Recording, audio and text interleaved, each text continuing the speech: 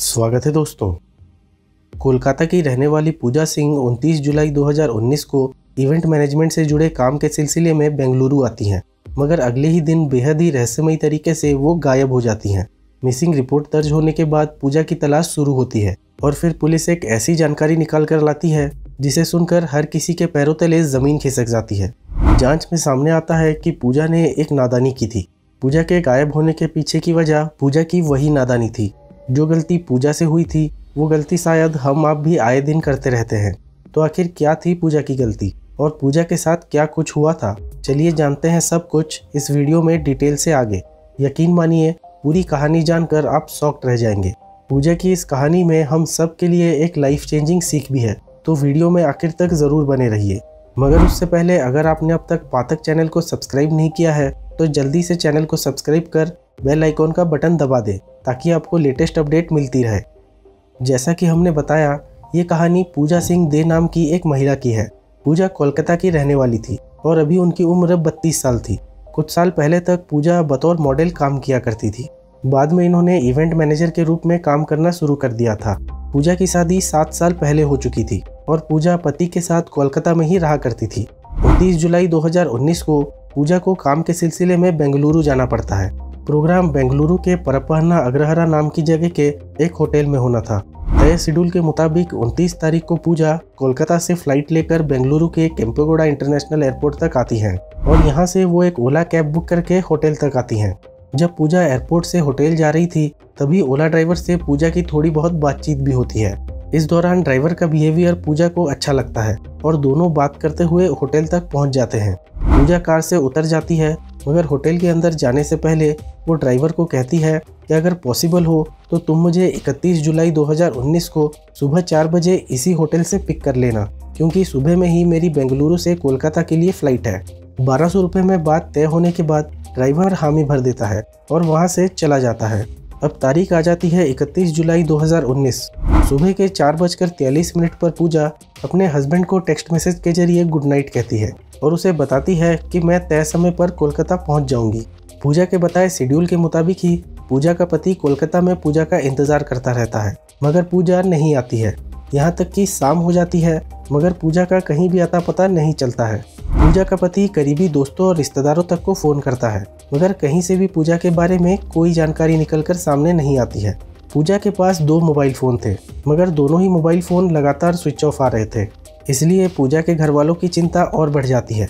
अभी ये लोग पूजा की तलाश में लगे ही हुए थे कि तभी पूजा एक मैसेज करती है। मैसेज में लिखा हुआ था, I am in Hyderabad, some emergency, need cash. एक और मैसेज के जरिए पूजा पति से अर्जेंटली 5 लाख रुपए की डिमांड करती है। इन मैसेज को देखकर वो तुरंत पूजा को कॉल करने की कोशिश करते हैं, मगर मोबाइल फ़ोन अभी भी स्विच ऑफ आ रहा था। थोड़ी देर इंतज़ार करने के बाद ये वापस मैसेज करते हैं कि अगर तुम्हें पैसे चाहिए तो जल्द से जल्द मुझसे फ़ोन पर बात करो। इस मैसेज का दूसरी तरफ से कोई जवाब नहीं आता है और फिर मैसेज का सिलसिला भी बंद हो जाता है। पैसों की डिमांड वाली मैसेज से पूजा के पति अनहोनी की आशंका में घिर जाते हैं और वो भागते हुए कोलकाता के न्यू टाउन पुलिस स्टेशन में जाते हैं और पूजा की मिसिंग रिपोर्ट दर्ज करवाते हैं। इस दौरान वो पैसे की डिमांड वाले मैसेज का भी जिक्र करते हैं। कोलकाता पुलिस मिसिंग रिपोर्ट तो दर्ज कर लेती है, मगर इस रिपोर्ट पर कोई कार्रवाई नहीं की जाती है। यहाँ तक कि कई दिन बीत जाते हैं, मगर पुलिस की ओर से एक भी अपडेट परिवार वालों को नहीं दी जाती है। इधर कोलकाता में पूजा के परिवार में अलग तरह की हलचल मची हुई थी, तो दूसरी तरफ बेंगलुरु पुलिस एक अलग ही केस को सुलझाने में अपना पसीना बहा रही थी। वहाँ मामला ये था कि 31 जुलाई 2019 को कुछ स्थानीय लोग पुलिस वालों को केम्पेगौड़ा इंटरनेशनल एयरपोर्ट के कंपाउंड में पड़ी एक लाश के बारे में जानकारी देते हैं। जानकारी मिलते ही पुलिस की एक टीम मौके पर आती है और लाश की जांच पड़ताल शुरू कर देती है। कंपाउंड में मिला सब किसी महिला का था। हालांकि उसका चेहरा पहचानना नामुमकिन था, क्योंकि चेहरे को इतनी बुरी तरीके से कुचल दिया गया था कि पूरा का पूरा हुलिया ही बदल चुका था। उस सबके पास एक भी ऐसा डॉक्यूमेंट नहीं था जिससे उसकी पहचान हो सके। लाश मिलने के बाद पुलिस इसकी पहचान करने के लिए सबके हुलिये की डिटेल सभी थानों में भिजवा देती है और अलग अलग थानों में दर्ज मिसिंग रिपोर्ट भी मंगवाई जाती है, ताकि उन रिपोर्ट में दी गई डिटेल्स के आधार पर शायद इस सब की पहचान हो सके। पर कहीं से भी उस सब की पहचान नहीं हो पाती है। काफ़ी इंतज़ार के बाद भी जब उस सब की पहचान नहीं होती है तो पोस्टमार्टम के बाद कानूनी प्रक्रियाओं का पालन करते हुए पूरे सम्मान के साथ पुलिस की निगरानी में सबका अंतिम संस्कार कर दिया जाता है और उस सबके पास से मिले सामान इकट्ठा कर लिए जाते हैं। इसके अलावा अंतिम संस्कार से पहले सबके शरीर पर मौजूद टैटू की भी तस्वीरें ली जाती हैं। बेंगलुरु पुलिस ने सबका अंतिम संस्कार जरूर कर दिया था, मगर अब भी पुलिस वालों की पूरी कोशिश थी कि कैसे भी उस महिला के परिवार वालों तक पहुंचा जाए। इसी कोशिश में एक जांच टीम बनाई जाती है और महिला के परिवार वालों का पता लगाने का सिलसिला शुरू हो जाता है।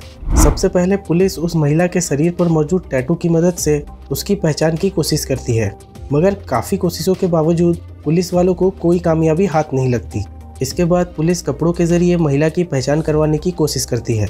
दरअसल पुलिस महिला की शरीर से बरामद कपड़ों के ब्रांड का पता लगाती है और फिर उस ब्रांड आउटलेट पर जाकर देश भर में पिछले 2 साल में उस साइज की कपड़ों की खरीदारी करने वाले सभी कस्टमर्स की डिटेल निकलवाती है। ये काम आसान नहीं था, इसके बावजूद पुलिस कई दिनों तक इसी काम में लगी रहती है। इसी जांच के दौरान पुलिस को जानकारी मिलती है कि कुछ इस तरह के कपड़ों की खरीदारी कोलकाता में की गई है।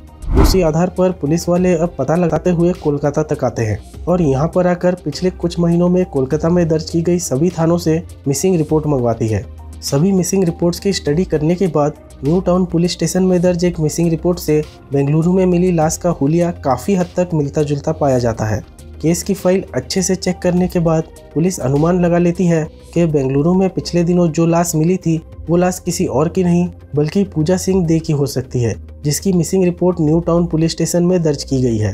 इसी के बाद बेंगलुरु पुलिस इस बात को कंफर्म करने के लिए 16 अगस्त को पूजा सिंह के भाई को फ़ोन करती है। फ़ोन मिलते ही बिना किसी को बताए पूजा का भाई तत्काल ही फ्लाइट लेकर बेंगलुरु चला आता है। यहाँ पुलिस उसे सबके पास से बरामद सभी दूसरी चीज़ें तथा तस्वीरें दिखाती है। भले ही चेहरा नहीं दिख रहा था, पर सभी दूसरी चीज़ें देखकर पूजा का भाई ये कंफर्म कर देता है कि वो मृत महिला कोई और नहीं बल्कि उसकी बहन पूजा ही थी। इसके बाद पूजा का भाई तुरंत अपने जीजा तथा अपने पिता को भी फ़ोन करता है और इस बात की जानकारी देता है। वो लोग भी जानकारी मिलते ही अगले दिन फ्लाइट लेकर बेंगलुरु चले आते हैं। ये लोग भी पूजा की आइडेंटिटी को कंफर्म करते हैं। जांच के दौरान कोलकाता पुलिस की एक बड़ी लापरवाही सामने आती है। पूजा के गायब होने के तुरंत बाद पूजा के पति ने कोलकाता में मिसिंग रिपोर्ट दर्ज करवाई थी और उसमें पूजा के बेंगलुरु जाने का भी जिक्र हुआ था। ढंग से ये होना चाहिए था कि कोलकाता पुलिस तुरंत बेंगलुरु पुलिस को इस मिसिंग रिपोर्ट की जानकारी दे, मगर कोलकाता पुलिस केस दर्ज करने के बाद फाइल को यूं ही धूल खाने के लिए छोड़ देती है। वो तो बेंगलुरु पुलिस की मेहनत थी जो पूजा का परिवार मिल पाया। पुलिस ने इस बात का तो पता लगा लिया था कि मरने वाली महिला कौन है। अब पुलिस के सामने सबसे बड़ी चुनौती थी इस बात का पता लगाना कि आखिर इस महिला की ऐसी हालत किसने की है। पूजा के ईमेल का एक्सेस पूजा के पति के पास भी था। उन ईमेल से पता चलता है कि पूजा ने बेंगलुरु में लैंडिंग के बाद होटल तक जाने के लिए ओला कैब बुक की थी। पुलिस अब उसी ओला कैब को ट्रेस करने की कोशिश करती है तो पता चलता है कि पूजा द्वारा की गई बुकिंग ही उस ओला कैब की आखिरी बुकिंग थी, यानी पिछले 17-18 दिनों से उस कैब की दोबारा बुकिंग नहीं हुई है। पुलिस डिटेल्स निकलवाती है तो पता चलता है कि उस कार के ड्राइवर का नाम HM नागेश था, जिसकी उम्र 22 साल है। पुलिस अब मोबाइल नंबर के जरिए नागेश को ट्रेस करने की कोशिश करती है। इसी ट्रेसिंग के दौरान पुलिस के सामने एक चौंका देने वाली जानकारी आती है कि जब पूजा के पति के पास पैसों की डिमांड वाला मैसेज आया था तब पूजा के मोबाइल का लोकेशन और नागेश के मोबाइल का लोकेशन एक ही था। इस जानकारी के सामने आते ही पुलिस ओला ड्राइवर HM नागेश के पीछे पड़ जाती है और बहुत जल्द HM नागेश को पुलिस अपनी पकड़ में भी ले लेती है। पहले तो नागेश पुलिस के हर आरोपों को नकार देता है, मगर जब पुलिस वाले सख्ती से पूछताछ करते हैं तो नागेश एक के बाद एक राज उगलना शुरू करता है। नागेश का खुलासा बेहद ही हिला देने वाला था। नागेश के खुलासे के मुताबिक पूजा ने ओला ऐप के जरिए नागेश के कार को बेंगलुरु क्रेसेंट रोड से सहारा पेविलियन होटल तक छोड़ने के लिए बुक किया था। इसी सफर के दौरान पूजा ड्राइवर से बातचीत करती है। नागेश का व्यवहार पसंद आने पर उससे कहती है कि अगली सुबह यानी 31 जुलाई को मुझे सुबह फ्लाइट पकड़ने के लिए वापस एयरपोर्ट आना है। अगर तुम चाहो तो सुबह मुझे पिक कर लेना, क्योंकि इतनी सुबह शायद कोई दूसरी कार समय पर मुझे ना मिले। नागेश मान जाता है तथा बात 1200 में तय हो जाती है।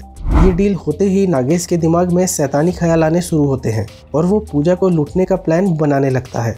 दरअसल नागेश को लगता है कि पूजा बहुत अमीर है और उसके पास ढेर सारा पैसा और ज्वेलरी हो सकता है। बस इसी लालच में पहले तो नागेश एक दुकान से चाकू खरीदता है और उसे अपनी कार की सीट के नीचे छुपा देता है। इसके अलावा कार का जैक रॉड भी वो अपनी सीट के पास ही रख लेता है। इसके बाद डील के मुताबिक नागेश अपनी कार लेकर सुबह के 3:45 बजे पूजा को लेने के लिए होटल तक चला आता है। पूजा भी तैयार ही थी। जल्दी से वो कार में बैठती है और कार एयरपोर्ट की तरफ बढ़ जाती है। क्योंकि पूजा बहुत ज़्यादा थकी हुई थी और उसने सही ढंग से नींद भी नहीं ली थी, इसलिए कार के अंदर जाते ही पूजा की आंख लग जाती है। जैसे ही नागेश को लगता है कि पूजा सो गई है, वो एयरपोर्ट का रास्ता छोड़कर एक दूसरे रास्ते की तरफ अपनी कार मोड़ देता है। क्योंकि पूजा नींद में थी, इसलिए उसे इस बात का पता नहीं चलता है। इसके बाद बड़े आराम से नागेश कार को चलाते हुए एक सुनसान इलाके में ले जाता है। सुनसान इलाके में पहुंचने के बाद वो पूजा को जगाता है और उसे जल्द से जल्द सभी सामान देने को कहता है। पूजा विरोध करती है और मदद के लिए चिल्लाने की कोशिश करती है, मगर पूजा चिल्ला पाती उससे पहले ही नागेश अपने पास मौजूद लोहे का रॉड सीट के नीचे से निकालता है और पूजा के सर पर जोर से दे मारता है। रॉड के चोट की वजह से पूजा वहीं पर गिरकर बेहोश हो जाती है। पूजा के बेहोश होते ही नागेश पूजा को फिर से कार के अंदर डालता है। कदयारापन्ना हल्ली नाम की जगह पर चला जाता है। यहाँ आकर वो एयरपोर्ट के कंपाउंड में अपनी कार खड़ी करता है। यहाँ कार रुकते ही पूजा वापस होश में आती है और वो दरवाजा खोलकर कार से निकलकर लड़खड़ाते कदमों से वहाँ से भागने की कोशिश करती है। ये देखकर नागेश भी उसके पीछे दौड़ता है और अपने पास छुपा कर रखा गया चाकू निकालता है और पूजा पर ताबड़तोड़ चाकू से वार करना शुरू कर देता है। चाकू के लगातार वार की वजह से पूजा पूरी तरीके से लहूलुहान हो जाती है। वो मदद के लिए चिल्लाने की भी कोशिश करती है, मगर इतनी सुबह कोई भी उसकी चीखें सुनने वाला नहीं होता है। पोस्टमार्टम रिपोर्ट के मुताबिक पूजा को कम से कम 22 बार चाकू मारा गया था। इतने हमलों के बाद पूजा अभी भी सांसें ले रही थी। ये देखकर नागेश को और ज़्यादा गुस्सा आता है और वो पास में रखा बड़ा सा पत्थर का टुकड़ा उठाता है और पूजा की छाती पर दे मारता है। पत्थर के वार की वजह से आखिरकार पूजा की सांसें टूट जाती हैं। नागेश ने पूजा की जान ले ली थी, मगर अब उसे डर सताने लगा था कि पूजा की पहचान हो जाएगी और वो बहुत जल्द पकड़ा जाएगा। इसलिए वो अब वही पत्थर उठाकर बार बार पूजा के चेहरे पर मारना शुरू कर देता है। वो तब तक पत्थर मारता है जब तक कि पूरा चेहरा बिगड़ नहीं जाता है। पूजा को मारने के बाद वो लाश को पास की ही झाड़ी में फेंक देता है। इसके बाद वो पूजा का सभी सामान अपने कब्जे में ले लेता है। नागेश को उम्मीद थी कि पूजा के पास से उसे लाखों रुपए मिलेंगे, मगर पूजा के पर्स में 500 का सिर्फ एक नोट तथा 2 क्रेडिट कार्ड थे। इसके अलावा पूजा के पास 2 मोबाइल फ़ोन भी थे, जिसमें से एक मोबाइल फ़ोन एप्पल का था और दूसरा वीवो कंपनी का था। नागेश वो 500 रुपये तथा दोनों मोबाइल फ़ोन लेकर वहाँ से चला जाता है। पास के मोबाइल शॉप पर जाकर वो किसी तरह वीवो मोबाइल का IMEI नंबर बदलवा लेता है ताकि उसकी चोरी पकड़ी न जाए, जबकि आईफोन को किसी को सस्ते दामों में बेच देता है। इसके अलावा वो पूजा के मोबाइल वॉलेट से कुछ 1000 रुपये अपने वॉलेट में भी ट्रांसफ़र कर लेता है।